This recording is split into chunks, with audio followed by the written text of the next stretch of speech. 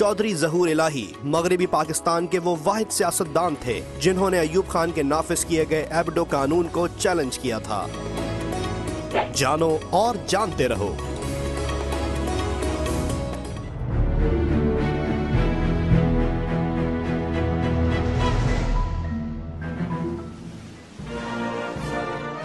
Field marshal Ayub Khan Hebdo قوانین کے تحت سیاستدانوں کے لیے عتاب بنے رہے۔ جنرل ضیاء الحق نے سیاسی جماعتوں کو کالعدم قرار دے دیا اور ان کے دور میں ایم آر ڈی کے حامیوں پر فوجداری مقدمات قائم کیے گئے۔ ایوب نے آئین توڑا 1956 والا، اس کے خلاف کوئی قدم نہیں اٹھایا گیا۔ جب اس نے اقتدار چھوڑا تو وہ آرام سے گھر چلے گئے۔ اس طرح یحییٰ خان سے بھی اس طرح ہوا۔ پھر جنرل ضیاء آیا اقتدار میں، جنرل نے اپنے سارے گناہ معاف کرانے کے لیے 8th امینڈمنٹ لائی پارلیمنٹ کے ذریعے 1985 میں، اور اس کو سارے جرم معاف کیے گئے۔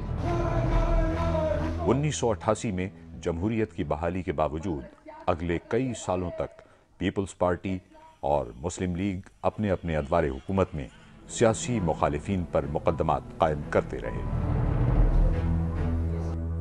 ہماری اس انوکھی تاریخ میں ایک خوشحال سیاستدان کو بھینس کی چوری اور ایک ضعیف العمر سیاستدان کو کار چھیننے کے مقدمے میں پھنسانے جیسے مضحکہ خیز واقعات شامل ہیں۔ لیکن یہ سیاسی مقدمہ سازی کیا اس بات کی اجازت دیتی ہے کہ صورتحال بہتر کرنے کے لیے قوانین میں تراش خراش کی جاتی رہے؟ دیکھیں، یہ ایک بات آپ کو اچھی طرح سمجھ لینی چاہیے کہ یہ جو ہے نا فیصلے آنے سے پہلے اس طرح کی ڈیلز وغیرہ، یہ ہمارا کلچر ہے۔ یہ بات طے شدہ ہے اس ملک اور معاشرے میں کہ ہم نے خباثت کے پہاڑوں پر پردے ڈالنے اور کنکریاں اچھال کے ان کو سکینڈلائز کرنا ہے۔ کہا جاتا ہے کہ فروری سن 2008 کے الیکشن سے کچھ عرصہ قبل آخر کار لیڈرشپ کی محفوظ واپسی کے لیے پس پردہ بات چیت شروع ہو گئی۔ یہ بھی کہا گیا کہ ان مذاکرات میں پاکستان کے حساس اداروں کے افسران نے بھی اپنا کردار ادا کیا۔ مذاکرات کے نتیجے میں نیشنل ریکنسیلیشن آرڈیننس وجود میں آیا۔ اس کے تحت پیپلز پارٹی کی لیڈرشپ پر مالیاتی بدعنوانیوں کے مقدمات واپس لے لیے گئے۔ اس وقت تک ان میں سے کسی بھی مقدمے کا کوئی فیصلہ نہیں ہوا تھا۔ 7 مہینے میں ابھی تک تو کوئی چارج فریم نہیں ہوا ہے۔ جی، بہت عجیب کارروائی ہو رہی ہے کیونکہ 6 مہینے گزر گئے ہیں اور ان 6 مہینوں میں 4 انویسٹیگیٹنگ آفیسرز کو تبدیل کیا گیا ہے، کیونکہ 3 انویسٹیگیٹنگ آفیسرز نے کہا کہ آپ غلط کارروائی کر رہے ہیں، یہ بے گناہ لوگ ہیں۔ سیف الرحمان نے آصف علی زرداری صاحب سے عدالتوں میں جا کر کئی ان کی پیشیوں پر ان سے معافی مانگی اور کہا کہ ہم نے آپ کے خلاف جھوٹے مقدمے بنائے۔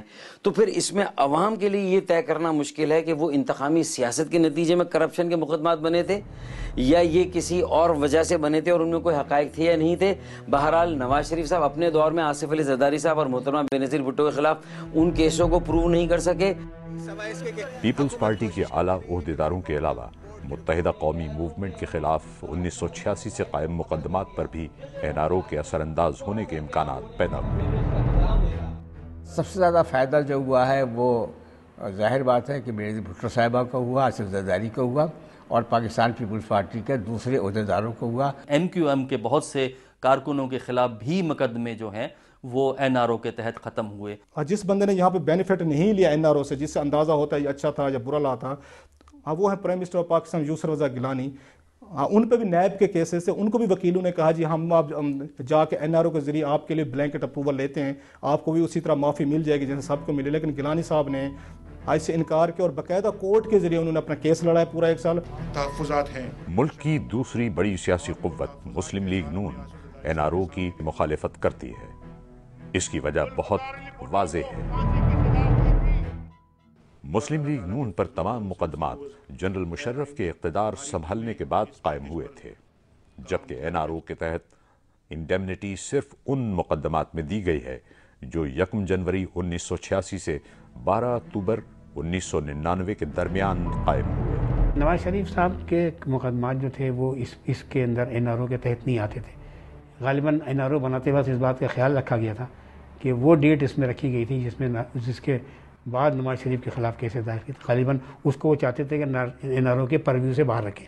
لیکن ادروائز بھی میں سمجھتا یہ ہوں کہ PMLN کا موقف ہمیشہ سے یہ رہا کہ NRO جو ہے وہ ایک ایسا قانون ہے جو کہ دستور سے متصادم ہے، اس لیے وہ انہوں نے اس سے کوئی استفادہ اٹھانے کی کوشش بھی نہیں کی.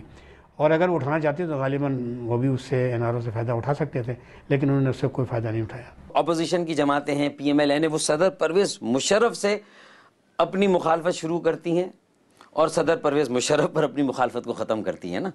تو اگر کوئی نہ کوئی بیس ہوگا تو وہ تو چیف جو سعید الزماں صدیقی صاحب تو پریزیڈنشل کینڈیڈیٹ رہے ہیں PMLN کے.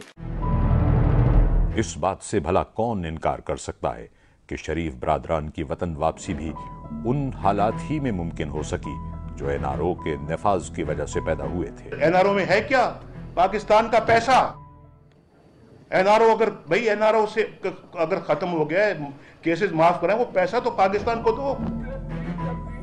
NRO کے تحت بے نظیر بھٹو، آصف علی زرداری اور پارٹی کے دیگر رہنماؤں کے خلاف بدعنوانیوں کے مقدمات ختم ہو گئے. ان کی پیروی پر حکومت اربوں روپے خرچ کر چکی تھی. سیاسی انتقام کا نشانہ بنانے کے لیے جو سیاسی لیڈرشپ ہے، مقبول لیڈرشپ ہے، ان کے خلاف جس طرح سے کیسز بنائے گئے اور 11 سال تک جناب آصف علی زرداری صاحب کو صدر پاکستان کو جیل میں رکھا گیا اور ایک کیس ثابت نہیں ہو سکا. اسی طرح سے ملک اور قوم کا اربوں روپے کا ٹیکس پیئرز کا پیسہ جو ہے وہ اس کے اوپر لگایا گیا اور کوئی کیسز ثابت نہیں ہو سکے. ایک ایسا قانون ہونا چاہیے کہ $1 ٹریلین ہماری لوٹے ہوئے جو ہیں دنیا کے بینکوں میں ہیں، اور یہ امریکہ ہماری مدد کرے اور یہ پاکستان کے خزانے میں واپس لوٹا دے تو ہمارا تو کوئی مسئلہ نہیں ہے.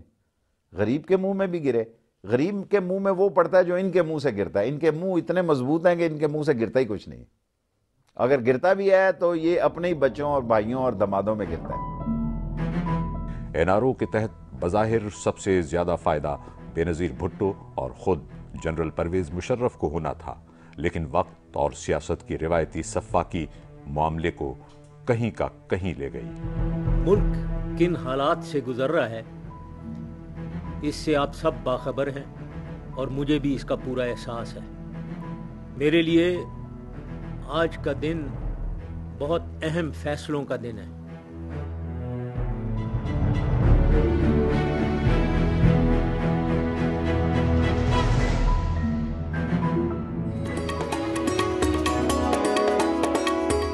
کیا آپ کو معلوم ہے کہ جنوری 2008 میں سپریم کورٹ آف پاکستان نے کتنی مالیت کے قرضوں کی معافی پر از خود کارروائی کرتے ہوئے اسٹیٹ بینک آف پاکستان کو نوٹس جاری کیا تھا؟